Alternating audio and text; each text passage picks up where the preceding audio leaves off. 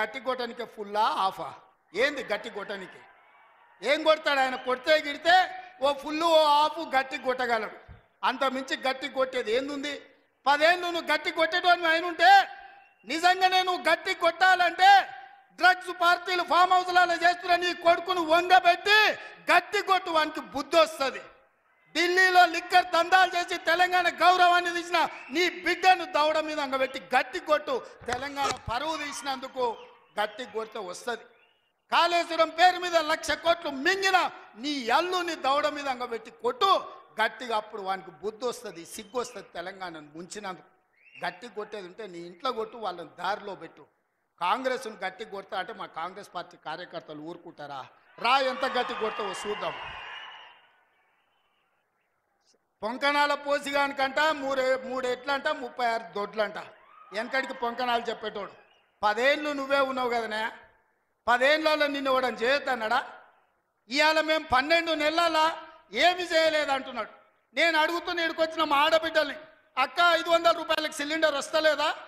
RTC బస్సులో ఉచితంగా మీరు బస్సు ఎక్కుతారని టికెట్ అడుగుతురా ఆ ఎల్ల అమ్మగారింటికి పోవాలంటే ఇంటి ఆయన కిరాయి పైసలు అడగాలి అమ్మవారి గుడికి పోవాలంటే పక్కింటోళ్ళు తోడు రావాలి ఇవాళ 500 రూపాయల సిలిండర్ ఆడబిడ్డల కార్తీలో ఉచిత ప్రయాణం 200 యూనిట్లు ఈరోజు ఉచితంగా కరెంటు 25,50,50,000 రైతులకు 21,000 కోట్ల రూపాయల రైతు రుణమాఫీ చేసినాం రైతు భరోసా కేసీఆర్ ఎగనామ పెడితే వచ్చిన ఎంబడే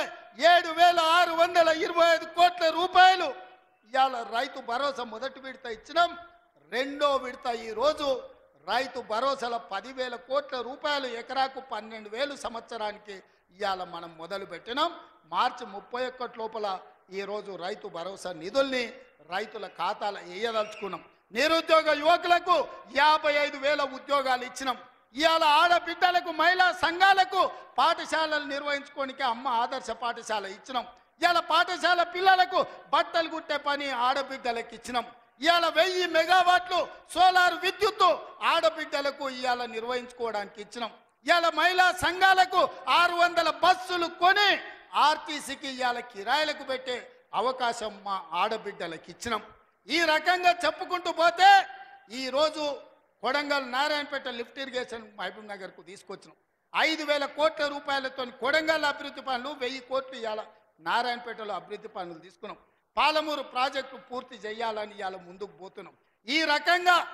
మేము వచ్చిన తర్వాత ఇంతకుముందే పొంగులేటి శ్రీనివాసరెడ్డి గారి నేతృత్వంలో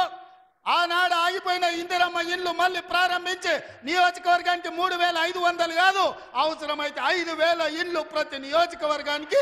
5 లక్షల రూపాయలు పేదవాడు ఇల్లు కట్టుకోవడానికి ఇవాళ ఉచితంగా ఇస్తున్నాం నువ్వు ఎన్ని డబుల్ బెడ్రూమ్ ఇల్లు ఇచ్చినావు 10